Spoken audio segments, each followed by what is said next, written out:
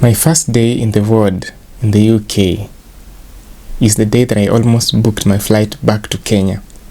That is the story that I want to tell you in this particular video, so stay tuned.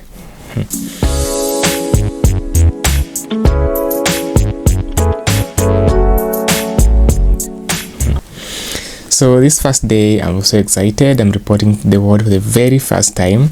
I've just landed in the UK and I was excited. I wanted to see, how these things work. I wanted to see what I have always wanted to do, to work in the UK, to work in the ward, to, So here I am, I've reported to the ward and we've received the handover and now we are working.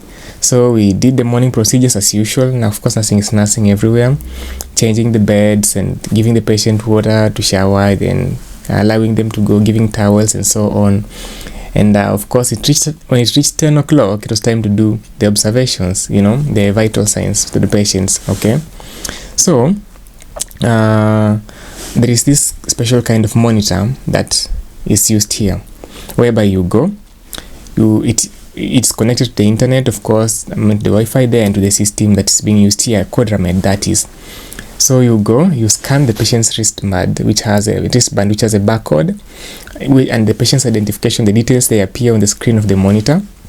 After you do that, you apply the cuff on the patient, and then you apply the pulse oximeter in the hand, and then you take the temperature through the ear and you key in the data and so on. So when I did the observations, I didn't know all this.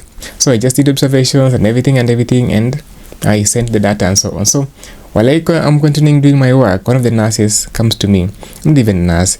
Imagine this person comes to me and she's shouting at me, Omaset, do you want to say that you don't know how to do observations? You can't just do observations. So I was surprised. How can someone accuse me of not knowing how to do observations? I've been a nurse. This is my 4th year as a nurse. I've been taking observations since I was a student, many years ago, So I had to come down and ask her, what have I done? We went to the computer with her. We looked at it and I realized that the observations that I've saved, they don't have pulse rate, the saturation, and was it temperature or what? Something, or was it blood pressure? I can't remember what was that thing. So somebody else came and took me step by step of what I was supposed to do. I learned that the mistake I was doing is that I was removing the pulse oximeter from the finger and removing the cuff, the BP cuff, before saving the data. So if you do that, I didn't know that once you remove the pulse oximeter from the finger, that the data it was collecting disappears from the screen. So when you save, it will save without the pulse and the oxygen saturation. So this person was shouting at me, yet nobody had in the first place taught me how to use that particular monitor, because somebody just told me, Omaset, can you please do the observations? I just took the monitor around there. I actually even just asked another person how the thing is done. Before I knew about scanning the wristband. So I was just there, and I realized, okay, yes, let me continue this one first. So the mistake I was doing, nobody had taught me the first time how I'm supposed to do my observations with that particular machine. So after showing it to me, I now went back and did one by one, corrected, and everything came back nicely. So mistake number 1, somebody shouted at me about a mistake that I did when they had not shown me in the very beginning. Okay, now second thing I didn't like is this person who took me around in the morning. I don't know if she was in a hurry or if she did not, she behaved like she was forced to take me around the world, like for orientation, just showing me this one is this is the sluice, this is what. She was just rushing, sluice, changing, what, I didn't like it. I didn't even get anything really. So I had to struggle through it even the day, and I kept asking, where is the sluice? Okay, I asked like twice, where is this? What is the code for this? What, and so on and so on. So I didn't like the way the lady shouted at me when I hadn't been shown. Number 2, the problem I faced second is I realized everybody was in a hurry. Everybody was just running up and down. So it's my first day in the ward, but even getting somebody to ask something, you just want to ask something, but you're trying to stop something, everybody's running. So you're trying to stop somebody in the corridor. You just want to ask a very simple question, where can I get this? But somebody's like, oh, just a minute, disappear. And the person, oh, just a minute, I'm busy. Oh, just I'm busy. Oh, get the next person.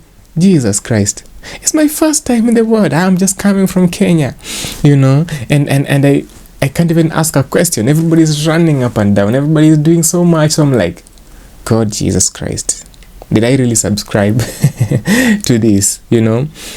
That thing, I realized that, oh God, the patients were so demanding, you know? Like, the patients were so demanding, you know? When I thought about Kenya, you know, the patients, they're just simple. They don't demand a lot. They're just satisfied, you know? Oh God, that is not the same here. They're so demanding. And you know, that is something I just learned that, okay.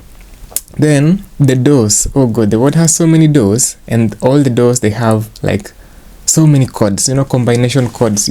So I had to keep memorizing. I had to keep asking and writing down the different codes, you know, a different code for the changing room, a code for the main for the doors, I don't know, a code for I don't know which room, like or utility room, I don't know, the stores, I don't know what, like the patient bedside locker. I mean, the codes are just so many, and there was just so many for my head, and I was not really used to that.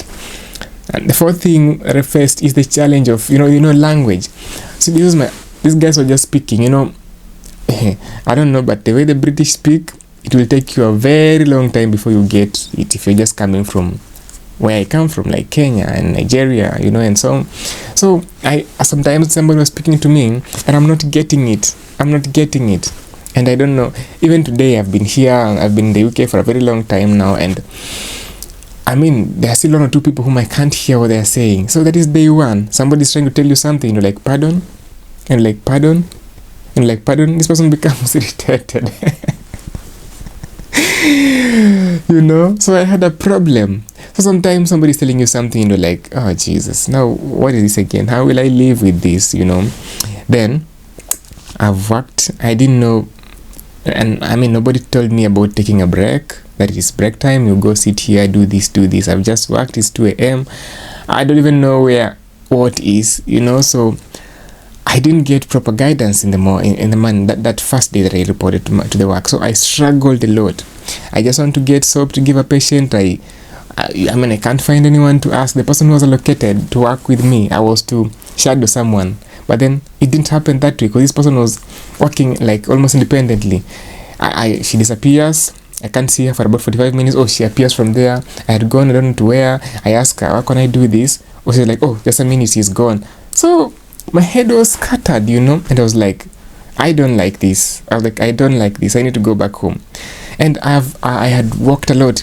Give this patient this, go there, turn back, write this, do this, oh God, put this, go do this, oh put this. God, I felt like my head is bursting. That is not what I was used to. Besides that, I have the system here that was called Ramed. I need to key in input, output, do what, and I'm just trying to get all this at once, you know, and I was completely stressed that first day, like stress. So I think, hey God, to make you get all this, I don't know, that first day that you got the word, I just hope I just hope if you're a nurse, you're out there and you really want to come, I just hope they give you proper orientation in the morning. I just hope you get a person who will guide you properly through the day, like the first day, for you to know where to get what. I didn't quit really, I didn't run away. I just encouraged myself that I came in, I'll not give up. I had struggled with bigger troubles back in Kenya, you know. And even the time I was doing adaptation that first week, it was not easy. You meet some people and they just look down upon you, you know, they feel like you don't know what you're doing. Because you're trying to ask, sometimes you're genuinely asking for something you don't understand, but the kind of response someone gives you makes you feel like, you know, someone is looking down upon you or something, because I don't know really, but you overcome with time. So I think I just said I want to be here and I'll deal with it. But of course, with time I learned how to maneuver around by myself, and yeah, I'm still learning every day. But today I am much more independent than I was those days, of course, you know. So having gone through the things I went through, my first week, my second week, third week, first month, first ward, when I see a new person in the world, I try to guide them as much as possible, you know, because I don't want anybody to struggle. And, you know, my head was exploding on my first day, second day, third day. I felt like my head will catch fire, in fact. But, yeah, so I try and guide other people. And if you're an international nurse, you're in that world, you see a new person, I know you know these struggles I'm talking about. Please, guide them nicely, okay? Yeah, so is gonna be well. So God bless you. See you in another video. Bye.